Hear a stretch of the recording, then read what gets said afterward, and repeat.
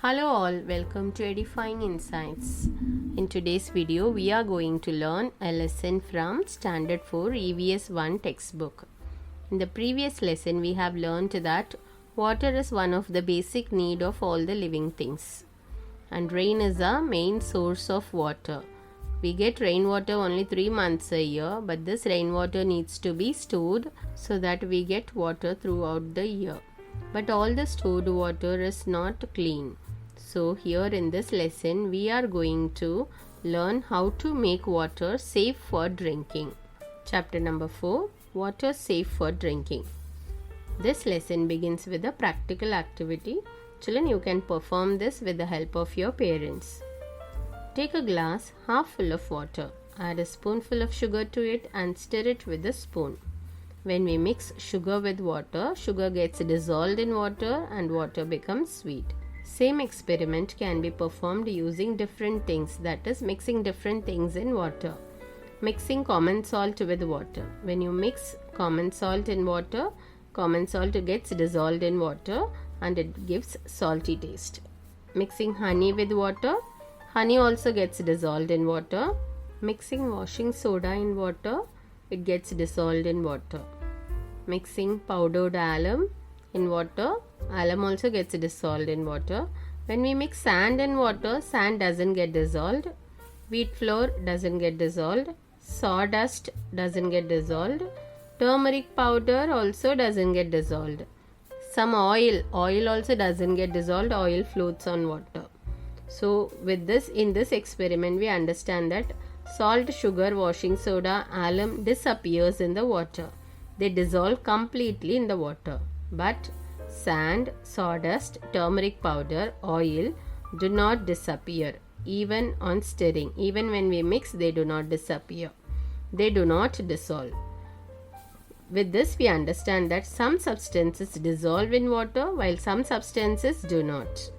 The substance that dissolves in water spreads throughout the water. When salt dissolves in water, the water in the container tastes salty. When sugar dissolves, the water tastes sweet. New term in this lesson is solution. When a substance dissolves in water, a mixture of that substance and water is formed. This mixture is called the solution of that substance. If someone gets loose motions, we give them a solution of salt and sugar to drink. This solution is called ORS or oral rehydration solution. A patient in a hospital is sometimes put on a saline, that is, on a solution of salt in water. Sometimes other medicines may also be given through saline. These are examples of useful solutions. Now let us understand some important facts related to this water. Seawater is salty to taste because it is nothing but a solution of salt that occurs naturally. We cannot use seawater for drinking. Water of different wells may have different tastes. Why is that so? Some substances from the ground dissolve in water. They give a taste to the well water. But if there is nothing dissolved in water, water has no taste. When we remove the lid of a soda water bottle, bubbles fizz out of it. To make soda water, a gas called carbon dioxide is dissolved in water under pressure. When the lid is removed, the pressure reduces and the gas bubbles out. Now the next experiment in this lesson is fill a large container with water.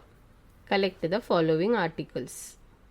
From your compass box, a plastic ruler, an eraser, a pencil, a sharpener, a rubber band and the compass. From your house, a steel spoon, a plastic spoon, some groundnut shells, an iron nail, a screw, a coin. From outdoors, stones, little twigs, leaves, soil, etc. Now these things you have to collect and keep it ready for this experiment. Now put these things in the water and see whether each of them sinks or floats.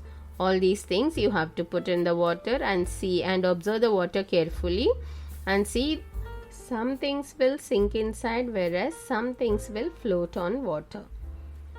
The eraser, sharpener, steel spoon, nail, screw, stones, coin, the compass and the soil sinks in the water, while the other things float. Do you know what is the reason for this? This tells us that some things float on water while some things sink in it. The things that float are lighter than water. The things that sink are heavier than water. Now let us understand the concept of settling with the help of this practical work. Take some muddy water in a big beaker.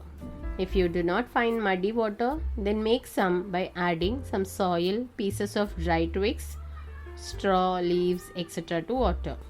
Now allow this beaker to stand still for 4 to 5 hours. That means leave the beaker undisturbed or do not touch the beaker for 4 to 5 hours. Leave it alone.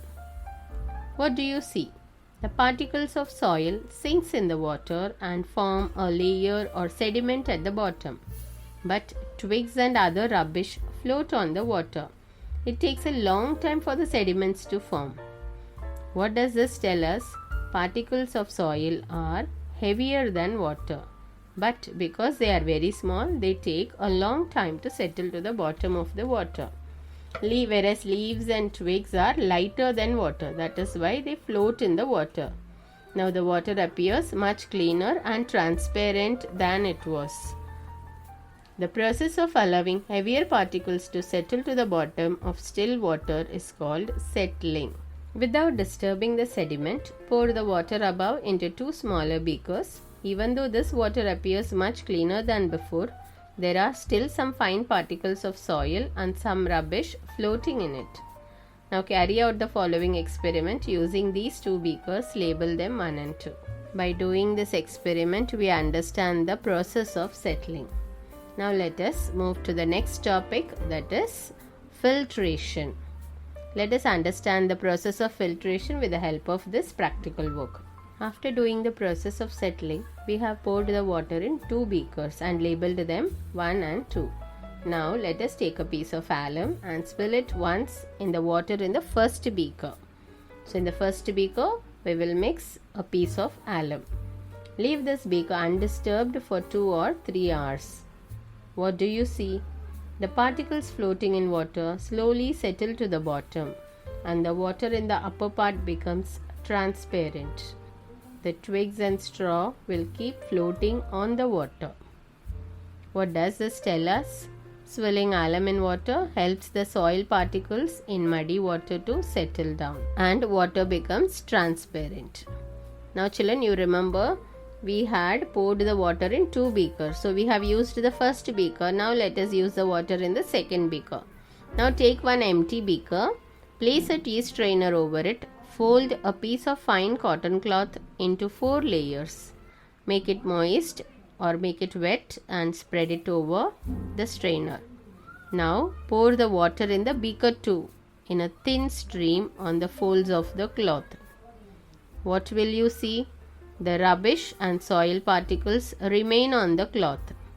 The water collects in the beaker below. It looks transparent. What does this tell us? If we strain muddy water, it helps to make it clean. This process is called filtration. With the help of filter and cotton cloth, when we strain the water, all the dust gets collected in the filter and the water becomes transparent. This process is called filtration. Now after doing all this experiment, throw the water into the soil and wash your hands with soap and clean water. A new term, potable water. Potable water means water safe for drinking. Water that does not endanger our health in any way when we drink, it is called safe drinking water or potable water. We have seen some methods of making muddy water clean and transparent. However, such water may still not be potable. After doing all these experiments, we know that water is transparent, but it is not clean. We cannot use it for drinking. Settling and filtration method will help to remove the dust and waste from the water. But that does not mean that we can drink that water. No, it is not clean, it is only transparent. Water which is safe for drinking is also called as potable water. Drinking water must be safe for our health. Pure water has no taste, smell or color. If water has a color or a foul smell, one must avoid drinking it. It can make us ill. When we get muddy water during the rains, we allow it to settle before using it. If necessary, we use alum or we filter the water. Its muddiness disappears and the water looks clean and transparent. Can we say that it is now safe for drinking? Let us learn some more about this. New terms. Micro means very small. Organism means a living thing. Microorganism together means a living thing that cannot be seen by the naked eye or even with a magnifying glass. We cannot see the microorganism with our eyes or with the magnifying glass, but we can see them with the help of microscope. What is microscope? It is an instrument for looking at very small things which we cannot see with our eyes or even through with a magnifying glass. The microorganisms which we cannot see with our eyes or with a magnifying glass, we can see them with the help of the microscope. Do you know?